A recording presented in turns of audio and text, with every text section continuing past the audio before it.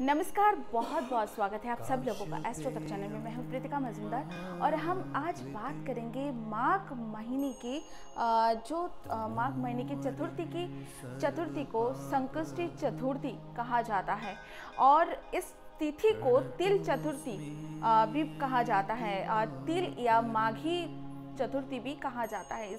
इस दिन जो है माघी चतुर्थी सब लोग कहते हैं माघी चतुर्थी, कुछ जगह पे जो है तिल चतुर्थी भी कहा जाता है। इस दिन भगवान गणेश जी का उपासना किया जाता है, साथ ही चंद्रदेव का उपासना पूजा किया जाता है। जो कोई इस दिन श्री गणपति की उपासना करता है उसके जीवन में सारे संकट का नाश हो जाते हैं और साथ ही संतान की प्राप्ति भी होती है। जिन लोगों की संतान नहीं है, संतान को लेके प्रॉब्लम चल रही है, अभी भी संतान उनका प्राप्त नहीं हुआ, उन्हीं लोगों के लिए अगर संकष्टी चतुर्थी अगर वो लोग उपासना पूजा करेंगे श्री गणेश का, चंद्रदेव का अगर पूजा उपासना करेंगे, उन्हीं के लिए बहुत ज़्यादा फायदामंद होने वाले हैं। साथ ही जो है और संतान संबंधी समस्याएं जो है वो भी दूर होने वाले हैं। इस बार संकष्टी चतुर्थी जो है इस दिन गणेश जी का याद करके जो चंद्रदेव का भी पूजन करना चाहिए, उपवास रखनी चाहिए। इस दिन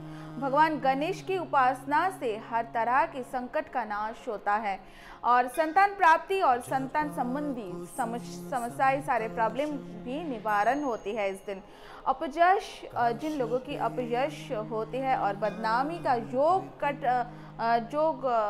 इससे पहले इस तरह की योग उनका जातक की कुंडली में है, उनका जो है ये इस दिन गणेश जी और चंद्रमा की पूजा उपासना करने से वो योग कट जाते हैं, अपयश का योग कट जाते हैं। हर तरह के कार्य से जो बाधा उत्पन्न करते हैं, बाधा दूर होती है और साथ ही धन तथा कर्ज संबंधी समस्याओं में सुधार होता है।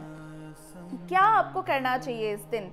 क्या है इस दिन भगवान गणेश की सामान्य पूजा विधि, वो आप जान लीजिए। सबसे पहले प्रातःकाल स्नान करने के बाद आपको गणेश जी के पूजा का संकल्प लेना चाहिए। ओम गंग गणपते नमः। आप सबसे पहले प्रातःकाल उठ के गणेश जी का मंत्रों का उच्चारण कीजिए। उसके बाद दिन भर आपको फलाहार में रहना, पूजा पाठ करने के बाद आपको फलाहार आपको करना चाहिए, जल पर आपको रहना चाहिए। इस दिन जो है आपको संध्या काल में भगवान गणेश की विधिवत उपासना और पूजा आपको दोबारा करना चाहिए और भगवान को आपको तिल के लड्डू, दुर्वा और पीले पुष्प अर्पित करना चाहिए भगवान गणेश जी को। और साथ ही चंद्रमा को आपको चंद्रमा की तरफ जो है 10 से 15 मिनट तक आपको त्राटक करना चाहिए। चंद्रमा की तरफ देखते हुए आपको रहना चाहिए। चंद्रमा को जो निगाह नीचे करके अर्घ दे, इस दिन जो है चंद्रमा को अर्घ देना चाहिए। आपको मीठा दूध, गाय के दूध से अर्घ देना चाहिए। साथ ही भगवान गणेश के मंत्रों का जप आपको करना चाहिए। ज़्यादा से ज़्यादा उस दिन अगर जप करेंगे भगवान गणेश का, इससे आपको बहुत ज़्यादा फायदा होने वाले हैं।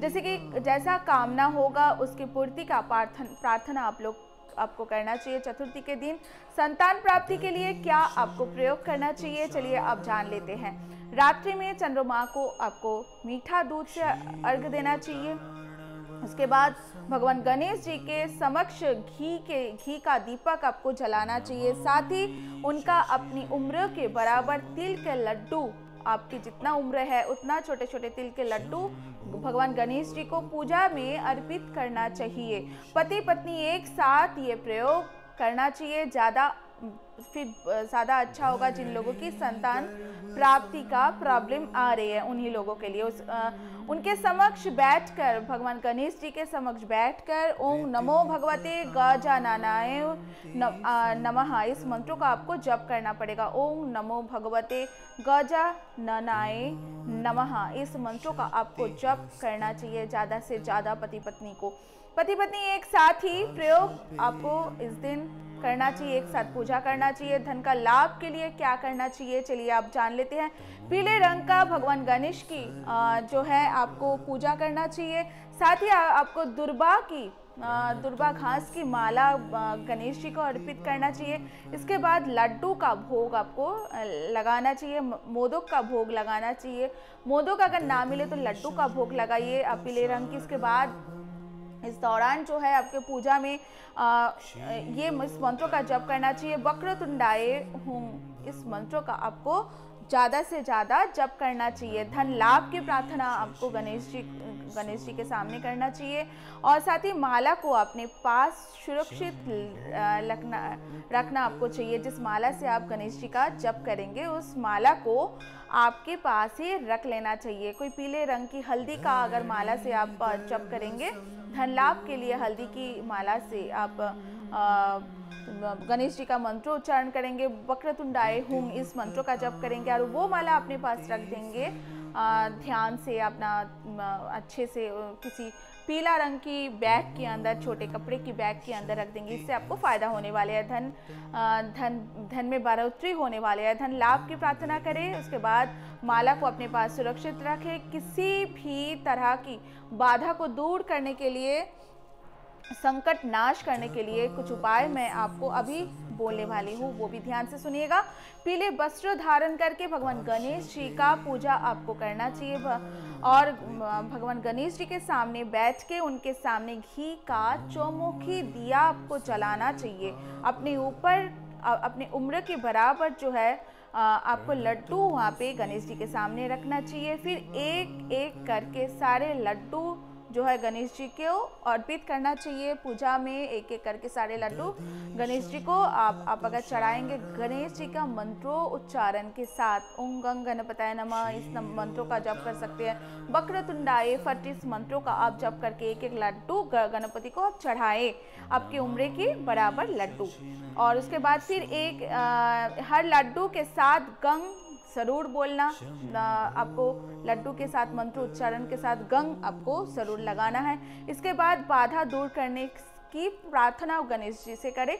एक लड्डू आप जो है अपने लिए रख के सारे जो बाकी लड्डू आप लोगों में बांट दे, जो घर के मेंबर्स में बांट दे। उसके बाद जो बाहर मंदिर के बाहर या फिर बाहर जो है गरीब दुखी लोगों में आप बांट दीजिए। इससे आपको बहुत ही ज़्यादा आपको फ़ायदा होगा। आपकी अगर दरिद्रता है उससे भी वो समाप्त हो जाएगा। आपकी परेशानी, आपके काम में परेशानी आ रही है, कोई संकट आ रही है, उससे आपको समाप्त हो जाएगा। चलिए आज तो आपने जान लिया संकष्टी चतुर्थी के दिन आपको क्या करना चाहिए, क्या नहीं करना चाहिए, कौन से उपाय करने से आपको फायदा होगा और क्या आपको करने से, आपका कौन सा टोटका करने से गणेश जी जो है खुश होंगे। चलिए आज तो इतना ही, फिर आप लोगों के साथ जल्दी ही मिलते हैं ऐसे ही टोटके और खास काला जादू के टोटके लेके, पूजा पाठ लेके। जब तक मुझे इजाज़त दीजिए और सब्सक्राइब कीजिए एस्ट्रो तक चैनल को। नमस्कार।